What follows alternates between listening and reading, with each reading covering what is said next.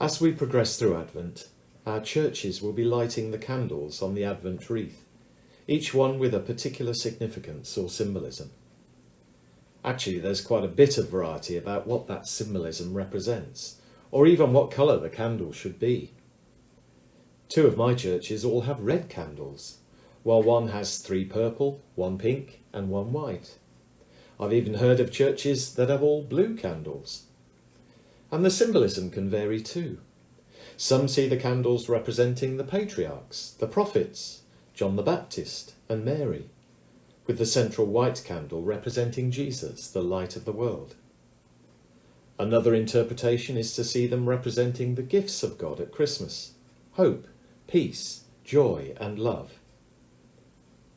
The 3rd Sunday of Advent is known as Gaudete Sunday, when the mood of the Advent season changes and becomes focused on joy, coming from that Latin phrase, Gaudete in Domino semper, iterum dico gaudete.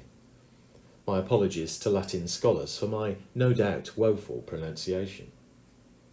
In English, this translates as, rejoice in the Lord always. Again, I say rejoice. Taken from Philippians 4, verse 4. In the season of penitence, there's suddenly this focus on joy and celebration.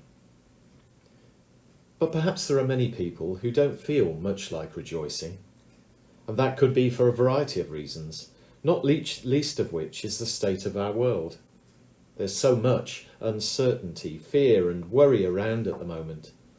The cost of energy and fuel, the impact of new variants of COVID, to name just a couple. But the joy that we have is based on a solid promise that things are going to change. We live in a damaged and a dark world, but we know that it's not going to be like that forever. Paul encourages us to express joy always, in good times and bad. He repeats it to ensure we get the message. Again he says, I say, rejoice. Clearly for Paul, joy is a normal part of the Christian life, not something we have to psych ourselves up for, but a gift of the Holy Spirit, something that bubbles up inside us, often unexpectedly and unbidden. And of course, joy is not exclusive to Christians. Yet the joy that we have in God becomes a way of life, an inevitable consequence of our relationship with Him.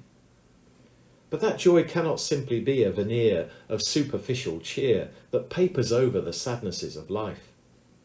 The joy of a Christian must be an authentic joy, a joy that goes all the way down, even into the depths of grief. That means that true Christianity faces the reality of the world in all of its sadnesses head on. It means seeking out those whose lives are blighted with darkness, grief and pain, standing alongside them in compassion and love. Not trying to cheer them up with words of shallow comfort, but entering into their sadness, sharing in their grief, suffering with them. That is what the word compassion means. Of course, life can be hard.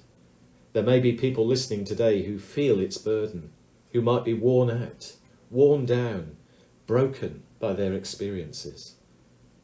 Yet in the Bible we see God offering to exchange those painful and unwanted parts of our life for something better. Bring me your sadness, says God, and I'll give you joy. Bring me your problems, I'll give you solutions. Bring me the things you don't understand, and I will give you answers. Bring me your unsatisfying lives, and I will give you real meaning. God is all about restoration and transformation.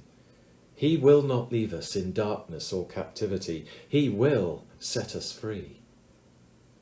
So we don't have to wait for Christmas to rejoice. On this 3rd week of Advent, we can recognise that Jesus is already among us.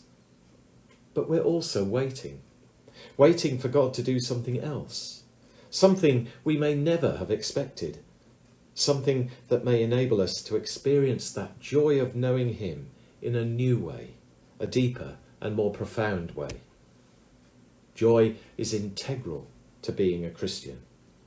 May we all discover that anew this Advent and this Christmas. Amen.